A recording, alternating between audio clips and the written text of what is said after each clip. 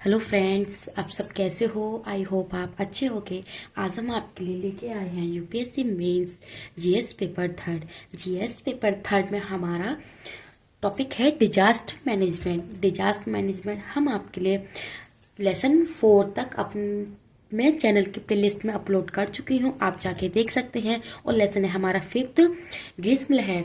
मैंने बाकी प्राकृतिक आपदाओं, भारत में प्राकृतिक आपदाओं के बारे में total two the point notes cover करा दिए हैं, आप जाके देख सकते हैं।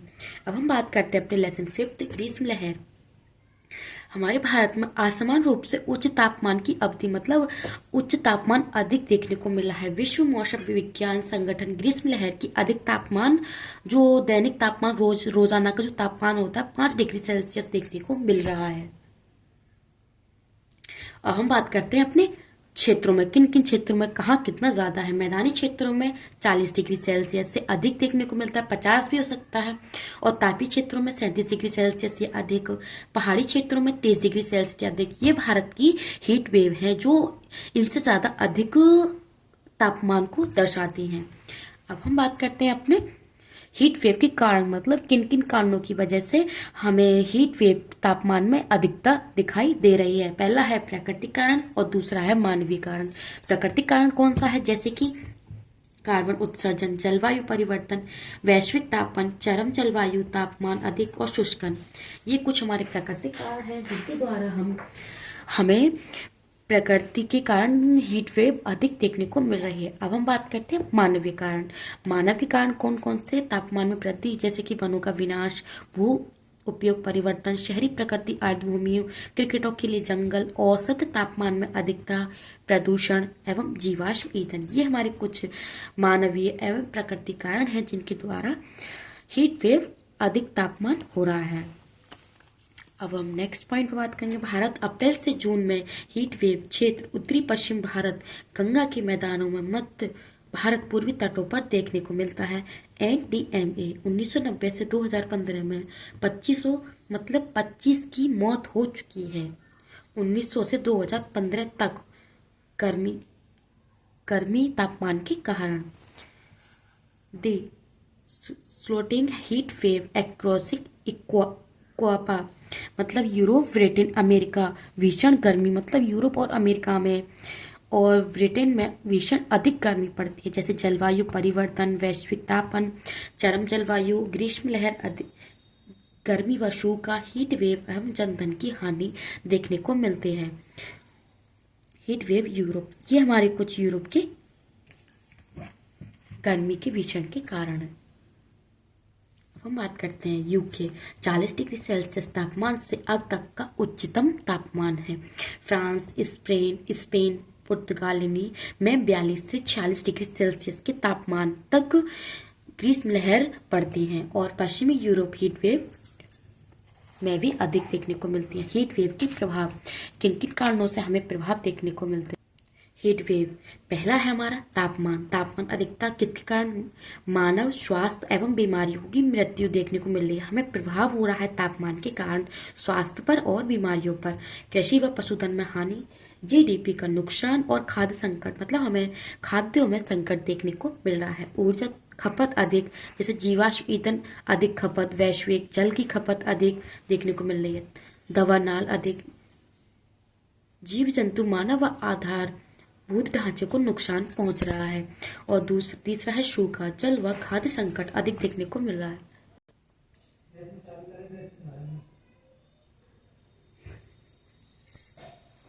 कारण, अब हम अपने कारणों के बारे में बात करेंगे, मानवीय कारण और प्राकृतिक कारण।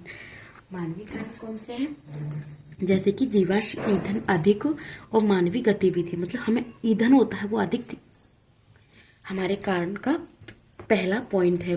और मानव की गतिविधि कौन सी, प्रशीतन, ऊर्जा, परिवहन, कृषि, पशुधन। ये हमारी कुछ मानवीय गतिविधियां हैं जिनके कारण हमें हीट वेव में अधिकता देखने को मिल रही है, जैसे भूमि उपयोग, पर्यटन में बदलाव, वनों का विनाश और तापमान अधिक, नगरीय जलवायु व क्रिकेटों के लिए जंगल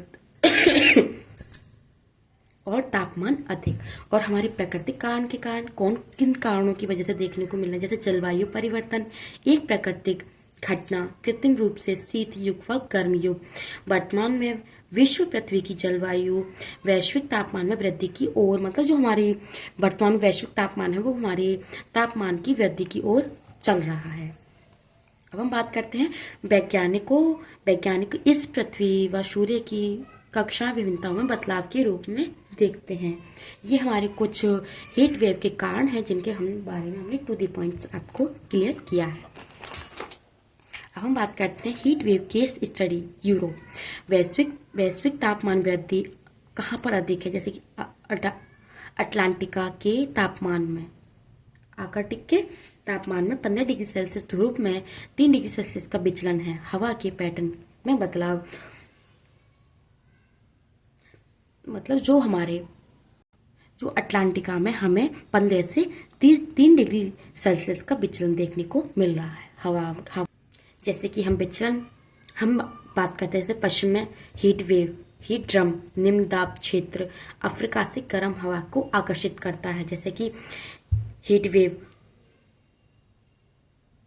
निम्न हीट डम, जैसे कि हीट डम है और निम्न हवा की ओर आकर्षित कर रहा है। ये उच्च के लिए जा रहा है और ये निम्न के लिए। अब हम बात करते हैं वनगी विल फेयर्स जल। क्या कारण है वनगी जल के? कारण कौन से? प्राकृतिक एवं मानवीय। प्राकृतिक कारण वैश्विक तापमान एवं तापमान में अधिकता, सूक्ष्मता, हीट वेव। और मानवीय कारण 90 डिग्री सेल्सियस, वन परितंत्र में बदलाव, भूमि की आवश्यकता, वन्य जीवों के शिकार हेतु एवं पर्यटन। ये हमारे कुछ। हम बात करते हैं अपने चार्ट के बारे में, जिसके बारे में समझाते हैं, जैसे कि वैश्विक तापमान। हम यहाँ से बात करते हैं वनगी वैश्विक तापमान को दर्शाता है कि हमारा विश्व का तापमान कैसा है। और ये हमारा जलवायु औसतन तापमान, ये एक हमारा चक्र चलता रहता है जिसके द्वारा हमें ये पता चलता है वैश्विक तापमान में क्या हो रहा है, वनगी में औसत और जलवायु परिवर्तन में हमें क्या क्या क्रियाएं देखने को मिल रही हैं। अब हम बात करते हैं आपदा प्रबंधन पर वैश्विक ढांचा। 1990 से 1999 में UN महासभा प्राकृतिक आपदा न्यूनीकरण हेतु अंतर्राष्ट्रीय दशक। 1994 में UN महासभा जापान के योकोहामा में प्राकृतिक आपदा न्यूनीकरण पर विश्व सम्मेलन हुआ था। मतलब हमारे जो जापान के योकोहामा है वहां पर सम्मेलन किया गया था। UN आपदा व जलवायु जोखिम सम्मेलन कौन सा है? जैसे 1994 में योकोहामा का है, 2005 में कोवो सम्मेलन, यूगो फ्रेमवर्क 2005 से 15 में, 2015 में सदोई 2015 से 30 तक। ये हमारे कुछ सम्मेलन है जो आपदा प्रबंधन एवं वैश्विक ढांचे के मामले में कार्य किए गए और सम्मेलन किए गए हैं।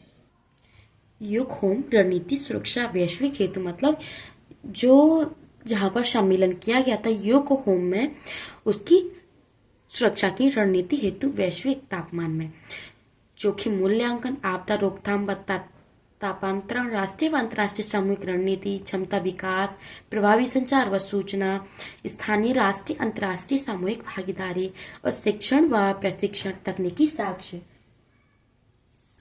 और हम नेक्स्ट पॉइंट पर बात करते हैं 2005 में आपदा न्यूनीकरण सेकेंड विश्व सम्मेलन कोवो जापान, मतलब कोवो में देखा गया था। यूगो फ्रेमवर्क 2005 से 15 में 5 वैश्विक प्राथमिकताएं,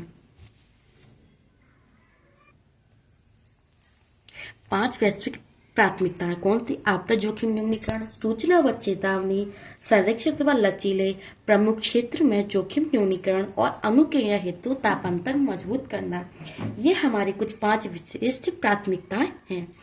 और हमारा नेक्स्ट पॉइंट है संयुक्त राष्ट्र आपदा जोखिम न्यूनीकरण सेकेंड विश्व सम्मेलन है। सदोई फ्रेमवर्क 2015 से 30 तक 7 लक्ष्य और 4 प्राथमिकताएं। 7 लक्ष्य कौन कौन से हैं हम आपसे टू द पॉइंट देखते हैं। जैसे कि 2030 तक वैश्विक आपदा मृत्यु दर को 2015 की तुलना में औसत 1 लाख में कमी देखने को मिली है। मतलब जो हमें मृत्यु दर पहले देखने को मिली थी अब उनमें हमें 1 लाख में कमी मिली है। और 2030 तक आपदा प्रभावित लोगों की संख्या को कम करना, मतलब जो उनकी संख्या थी उनको कम करना, GDP हानि कम करना और क्षति विकास 20 हालांकि अब 25 चल रहा है तक राष्ट्रीय व स्थानीय स्तरों पर आपदा जोखिम न्यूनीकरण रणनीति वाले देश की वृद्धि और विकसित देशों की सहायता, विकासशील जो देश है उनकी सहायता और सूचना चेतावनी का आकलन। और नेक्स्ट पॉइंट, आपदा जोखिम समझाना आपदा जोखिम शासन की मजबूती, लचीलेपन हेतु जोखिम न्यूनीकरण में निवेश। और नेक्स्ट पॉइंट, बेहतर निर्माण एवं पुनर्स्थन, पुनर्वास व पुनर्निर्माण।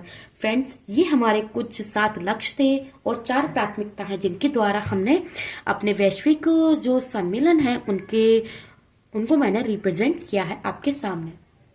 ये हमारे कुछ आपदा प्रबंधन के ढांचे हैं जो मैंने टू द पॉइंट आपके सामने लिए हैं। फ्रेंड्स, आप सभी को नोट्स कैसे लगे कमेंट सेक्शन में बताना एंड वीडियो को ज़्यादा से ज़्यादा लाइक करना, शेयर करना एंड सब्सक्राइब करना ना भूलें। फ्रेंड्स, आपका प्रिपरेशन अच्छे से हो, आप नोट्स अच्छे से बनाएंगे तभी आप प्रिपरेशन अच्छे से दे सकते हैं, अपना पेपर अच्छे से कर सके, क्योंकि हमारे पास शॉर्ट नोट्स होना अनिवार्य है ताकि हम अच्छे से बार बार रिवीजन कर सके। फ्रेंड्स, मैंने आपको एक बार और दिखा देती हूँ ताकि आप नोट्स अच्छे से बना सकें। फ्रेंड्स, वीडियो को ज़्यादा से ज़्यादा लाइक करना, शेयर करना एंड सब्सक्राइब करना ना भूलें। फ्रेंड्स, बाकी के मैंने जीएस पेपर 3rd के जितने भी टॉपिक हैं, मैंने जितने भी पूरे पेपर के अपने चैनल की प्लेलिस्ट में अपलोड कर दिए हैं, आप जाके देख सकते हैं। फ्रेंड्स, वीडियो को लाइक करना, शेयर करना एंड सब्सक्राइब करना ना भूलें। Thank you.